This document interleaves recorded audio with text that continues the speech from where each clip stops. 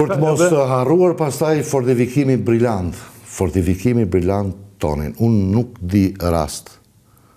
Shiko, nuk e di, e vënë re kanë filluar, nuk tallen më me bunkerët. Pa dyshim, sepse po shohin çfarë po bëhet atje. Jo, po shohin çfarë po bëhet në Gaza. Jo, që shohin çfarë po bëhet dhe e kuptojnë që në Ukraina nëse humbi territor, humbi se kisha të fortifikuar, dhe nuk hariti t'ja u merrte rusëve se rusët e fortifikuan. Kaq. Fortifikimi i rus i asaj linjës nuk është se ka qenë një rajon tepër i fortifikuar. 1 deri në 3 breza maksimumi e quhen. Të fortifikuar, jo tepër të fortifikuar. Ne kemi pasur tepër të fortifikuar. Ne kishim skuadra me 10 veta kishte 3 bunker. Te ne. 3 bunker për hapje zjarri për mitraillozë automatik dhe mitraillozë rënd, dhe 1 bunker për topin kundër tank 75 mm, ai që ishte i hapur nga mbrapa.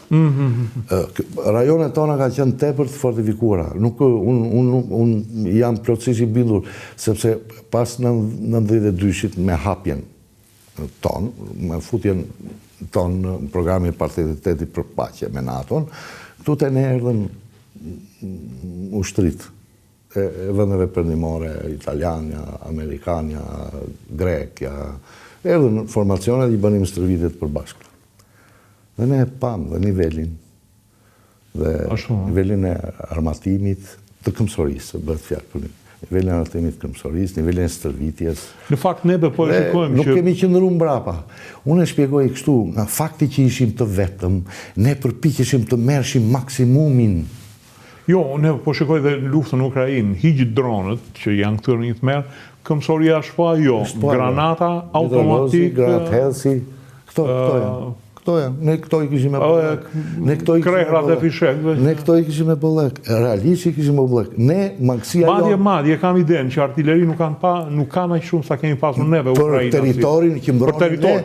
Për territorin ne kemi qenë ushtria më e armatosur e botës. Beni, kam ndjekur një specialist italian që flisë për luftën midis 2 Koreve dhe thoshte, nëse bëhet kjo lufta midis 2 Koreve, ajo ka vërtet qenë një luftë e intensitetit të lartë, ku për një kohë të shkurtër do të digjen, do të përplasen, kështu ishte planifikuar edhe nga ana jonë një luftë e intensitetit të lartë. Domethënë jo si kjo e Ukrainës që një herë godet këtu pastaj 100 kilometra larg. Luftë e intensitetit të lartë. Ky ishte varianti më i vështirë për planizuesit tanë ushtarak. Dhe për mua strategu më i madh ushtarak që ka pasur ndonjëherë shteti shqiptar është, nuk e di kush mund dalë tashme, po duhet provuar në luftë, ka qenë Mehmet Shehu.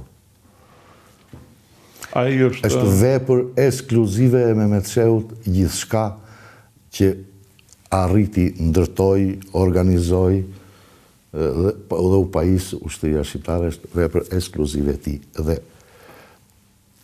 po ju them edhe një fakt. Asnjë armë e rëndë e jona që kemi pas në atë kohë nuk është blerë tanë.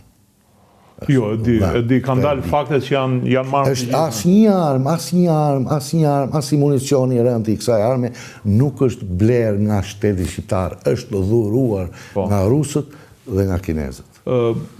Kinezët në fakt i dhanë 3 fishin. Kinezët dhanë 3 fishin. Sa tanke kemi pasur? Atëherë, tanke T-59 kinez, kopja e T-54-s, e modifikuan pak kinezët, po gjithsesi ajo është lufton akoma, ka tanke që luftojnë të tillë. Po, i kam pa. 760. Nuk e di, disa shok të një oficer... Sa? 760. Edhe 138 T-34, T-5, që na e solli rusët. Ato janë planifikuar më tepër të luftonin të groposur? Të groposura. Edhe në drejtimet më të ndihmuese, për shembull, Peshkopia ka pasi batalion tankës T-34. Pjesa e kësaj Librazhit ka pasur një batalion tankës. Do më thënë diku të rreth 1000 tanket? Rreth 1000 tanke dhe rreth 200 transportues të blinduar. Këto BMP që janë 1-2? Jo, të variantit MTLB-ja, BTR 50-a dhe A531 që janë të prodhimit kinez. Por kinezët që bën? Kinezët morën, kopjuan modelin amerikan të M113-ës, të transportuesit të blinduar, morën dhe këtë modelin BTR-50 rus dhe i nëzorën një të veti. Kjo është shumë i mirë, është sot, është shumë i mirë, është lundrus. Transportuesi blinduar lundrus. Amerikanët nuk e kanë, as Bradley lundrus, as këtë M113. Beni, thuhet që, do më thënë, armatimi i modelit sovjetik nuk u treguan në lartësinë e duhur. Tani këtu jemi edhe në fushën e propagandës. Ti si specialist si e shikon? Unë mendoj kështu. Ukraina... Se si e tha, i plumbi i ha të gjitha. Ukraina ka marrë rreth 360 sisteme, pra, kur them sistem, një grup zjarri. Rreth 360 sisteme të artillerisë perëndimore 155 mm. Ndërkohë... Ne sa kishim? Ndërkohë ka vetë mbi 3 mjeca të artilleri sovjetike. Po, këta për 300... Po, 360 i kanë dhenë. 10% nevojave. Ndërkohë që ata kishin 1500 të tyra. Ata kishin 3 mjeca. Po ne, sa kemi pasur? Ne kemi pas 1500, po them. Po kaq territor kemi pasur. Kaq pak territor. Do të thënë, gjithë vija e frontit tonë, mund të shkonte në rastin që se sulmoheshin nga dy akrat 360 km. Ata e kanë... Po, mos harroni luginat. Po pra, janë vetëm lugina, malet nuk e që bënë. Aq më tepër që ne, traditat tona ishin luftë malore. E kemi pasur dhe këmbëleta faqe bardhë, po zakonisht e... Këmbëleta kur s'kishim as shtet, as korrizim, kur kishim organizim fisnar. Dhe atëherë kemi bërë luftë, edhe kundër serbit dhe kundër këtyre tjerëve. Por me azalla se e përmend aleat e NATO-s, ti për nesa. Po, mirë se me që e përmende NATO, po e shikojmë gjithë, po e shofim evropianët dhe nësë parë. Ne do të këshim parë shumë vite në parë, po ikën. Beni, atëhere, pas ka pasur për tankët ku do përdorish, në përmalja apo do përdorish në ujtërësirën përndimore? Atëhere, unë po ju them vendosjen e brigadeve të tankëve, Shkodra. Për fushën e në Shkodrës? Laçi, Zallherri, Sauku, Vora. 5 brigada deri tash. Elbasani. 6. Berati. 7. Lushnja. 8. Fieri. 9. Gjirokastra. 10. Vlorë, se kishit lënë asnjë tank? Jo, ku do shkojnë Vlorë? Në Fieri, ku do shkojnë Vlorë? Ku do zbarkojnë Vlorë, që ku do shkojnë?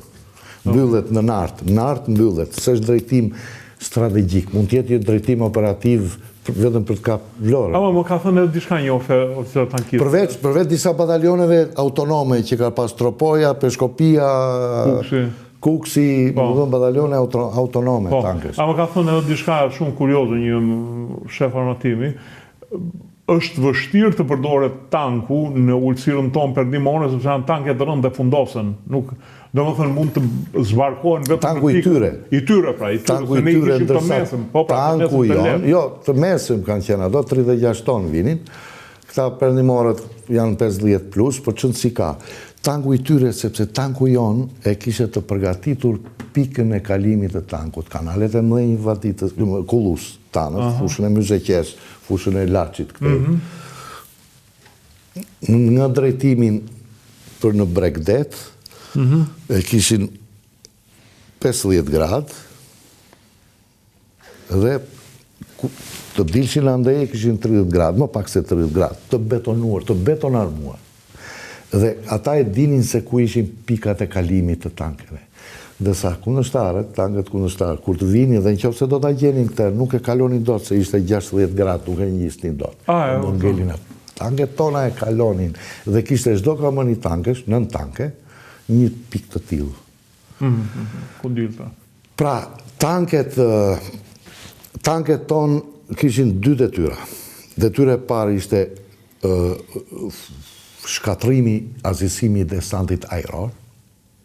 Prandaj në fushën e Tiranës ishin 3 brigada tankesh në një zonë shumë vogël të nxënësisë operative. Po do dalësh në të 3 lekë se sa e vogël. 3 brigada tankesh, Një brigadë një në Laç, 4 brigada tankesh, një në Laç, një në Zallher, një në Vorë, një në Sauk. Vetëm për Tiranën ishin 3 në formë trekëndësi. Qa do lloj desante error tillë do azilsojnë në mënyrë. Po përveç kësaj, këto 3 brigada tankesh kishin dhe 3 brigada artillerisë të kalibrit të madh, 122, 130 dhe 152 mm. Sa breza mbrojtje kishte nga vija e Kufirit deri për të arritur në Tiranë? Ato quhen rajone mbrojtje. Rajoni mbrojtjes i batalionit, mitralier, tepër i fortifikuar. Pra, sa pengesa është kalon? 6 vija bunkeresh kishte një rajon i fortifikuar, tepër i fortifikuar.